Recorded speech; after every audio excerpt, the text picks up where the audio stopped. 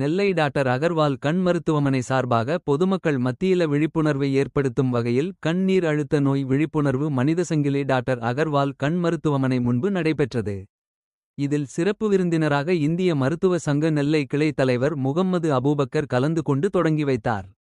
இதில் இந்திய மருத்துவ சங்கத்தின் நெல்லை மாவட்ட செயலாளர் டாக்டர் பிரபுராஜ் முன்னிலை வகித்தார். டாக்டர் அகர்வால் கண் மருத்துவமனையின் மண்டல மருத்துவ இயக்குனர் பேராசிரியர் டாக்டர் லயனல்ராஜ் கண்ணீர் அழுத்தத்தால் ஏற்படும் பாதிப்புகள் குறித்து பேசினார்.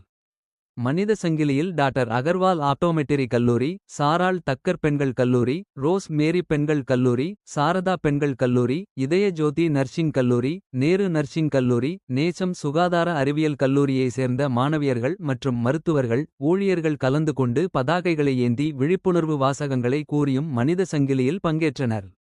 இந்நிகழ்ச்சி ஏற்பாட்டினை மருத்துவமனை கண்ணீர் அழுத்த பிரிவு மருத்துவர் பெட்சி கிளமெண்ட், மருத்துவர்கள் மற்றும் ஊழியர்கள் சிறப்பாக ஏற்பாடு செய்திருந்தனர்.